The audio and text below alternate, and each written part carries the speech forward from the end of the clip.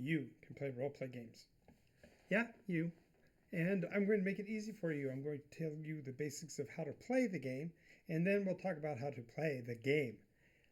I know, a little confusing, but thank you for joining me tonight. It's NycosRPG as always, and I've got some really great information to help you make your game the most excellent it can be. We are going to be talking about role-play games in general. We're not going to be speaking of any specific title, although, to be honest, I will probably give some pointers near the end that have to do specifically with my brand, NycosRPG, but we're not going to deal with that right away. Instead, we're just going to talk about what it takes to play a role-playing game.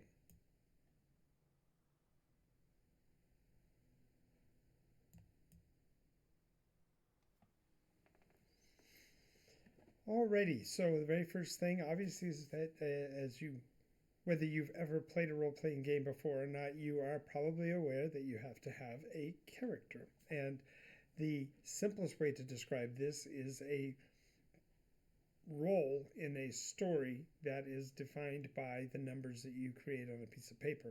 We're not going to deal with any of the numbers at this point. We're only going to talk about the process of getting into character. Fundamentally, you have to have a little bit of an understanding about what your game world is so that you can understand the context of characters. But without even that, you can start to develop the concept by thinking about what the person you would want to be in that story and start thinking in terms of the way that person might think. This seems more difficult than it really is if you think about the simple stuff like, what do you do when you get up in the morning? Now that you know what you do, what does your character do? They obviously have a different set of parameters, a different set of values, and certainly a different set of resources. So you can think about what the character might do in that frame of reference. It's really about developing the idea of being somebody other than yourself. And our culture sort of lends us in that direction because video games, of course, you have to build a character in that case, and you have to assign it roles and assign it resources and such. And in the same fashion, you'll have to do that with the persona in a role-play game. But it's far more open than you might think because there's no parameters for what is a right or a wrong decision, as we'll come to see.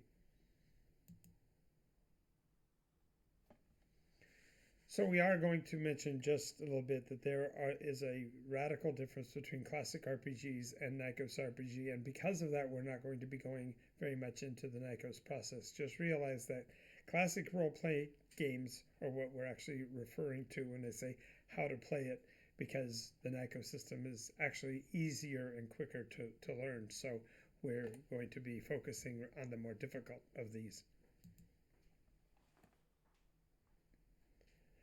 So the first thing we have to realize is that we are playing at the tabletop level.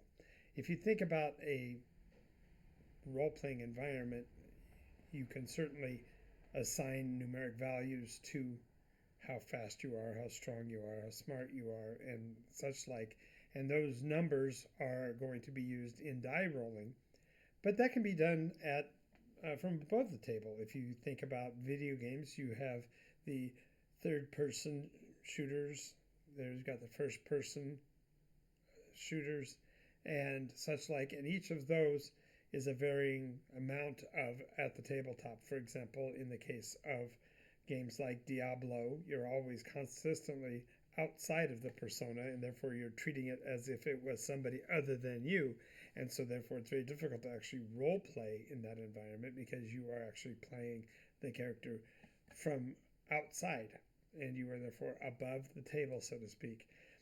First-person shooters like Descent and the other games that are out there that have you engaging at eye level with the others on the table is more akin to the role play that we're talking about here, but we're actually referring to at the tabletop literally being a table in a room in a setting, and so therefore you can actually be above the table, behind the table, under the table. Those are all relative to the table, but when you're playing at the tabletop, it means that you're not escaping backwards and looking at the player as a third person. Instead, you're engaging to participate as if you are that person. And this is where imagination really comes into it. If you have difficulty in conceiving of a persona at the level where you can be sitting in their seat, this might be the most difficult portion of role play for you. And yet, we can internalize the descriptions given to us and visualize, or not, the mechanism of play. Now, I do know there are people with aphasia who have difficulty with this, but I was recently reading a report that said that although they can't actually visualize, they can operate as if, because they can internalize the definitions of the framework and therefore can, in essence, work operationally as if they could visualize. And I do believe that there are ways that a person's visualization skills can be improved, and I do provide that service through the imagination launchpad mechanism, but we'll talk about that later. The point here is that playing at the tabletop is literally just playing at the speed of real life in the setting of the game in such a way that you can internalize the decision-making process and then act on it accordingly. I'm going to give an example here real quickly.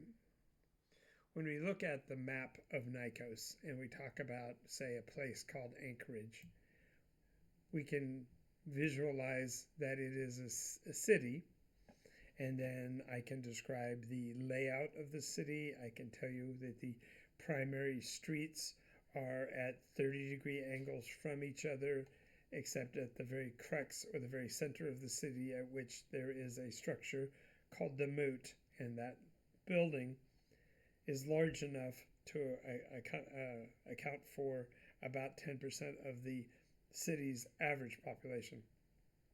It doesn't mean it can accommodate every setting and every situation that might occur in the Moot, but it is intended to be a centralized location that can be comprehended and understood.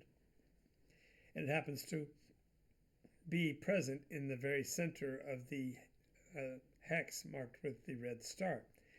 That is so that we have a visualization of where it is and whatever, and so we can descend into the tabletop by seeing ourselves in that space, visualizing the fact that with the doors incremented by 30 degrees, that means there are 12 of them, so that's basically clock positions, and therefore we can actually engage with that location because we can see that place at the tabletop level. And so this gives us fundamentally the concept of three perspectives at once. So as I describe the location, I'm giving you a visualization that's larger than the persona you'd be playing, so you can get the idea of this massive building. I've given you a bit of a perspective on the third person in that I gave you a bit of description of how many people can get into this structure, and therefore you can start to get an idea of the scale of it, which lifts, it's bringing you down closer to the table. And then I say you can enter the doors through one of the 12 entrances, and you've got entrances every 30 degrees, starting at ordinate north. And so therefore you tell me which entrance you want to enter, and we then begin to engage in role play because we are now both operating at the tabletop level.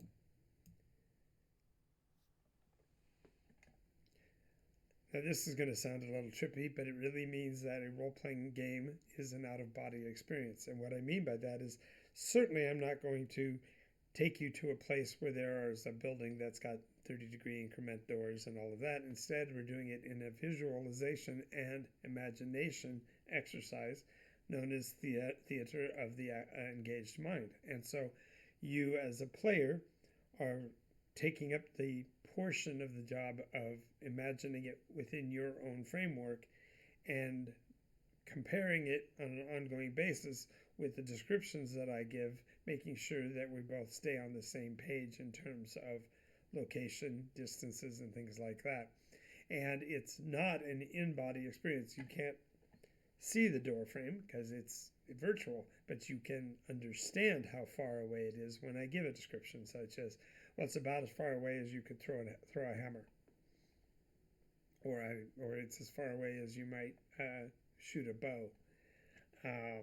Maybe you've never done either of those, but you can imagine what the outcome would be about how far you can expect the arrow to fly or whatever. And so by using generalized terms along with specific, narrowly defined ones, I start to give a framework upon which you can build your portion of the story.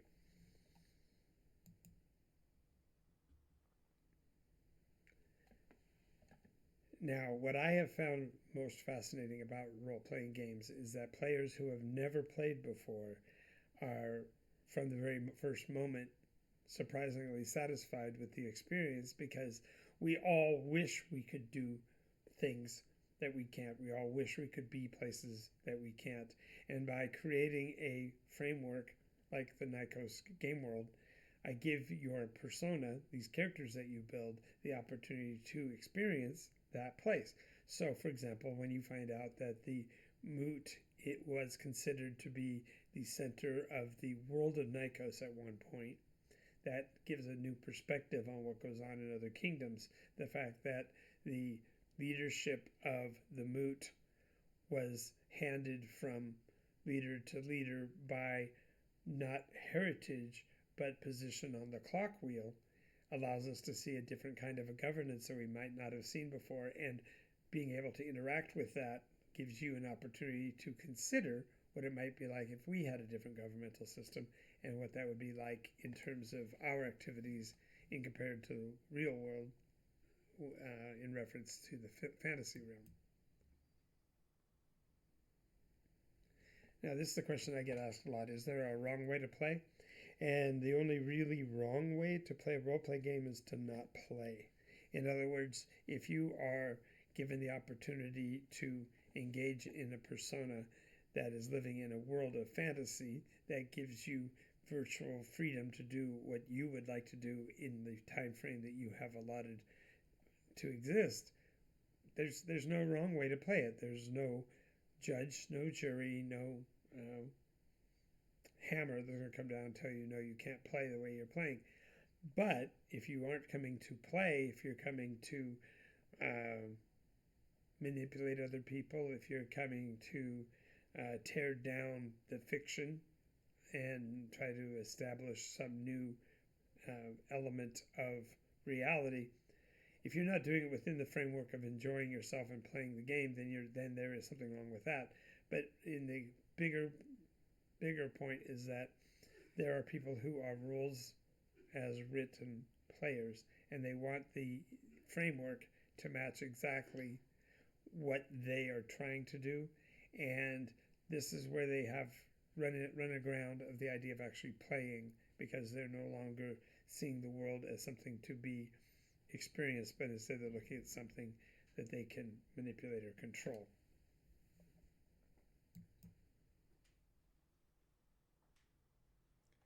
Now, fundamentally, the parting shot, the last slide I'm going to have, is that when you consider playing a role-play game, just realize there's no wrong ideas. If you are playing the game and you haven't given it a try, I'd highly recommend you take some time, find a local game store, find a games group, maybe try more than one, because every storyteller is going to be a little bit different. Every person's interpretation of the rules is going to alter.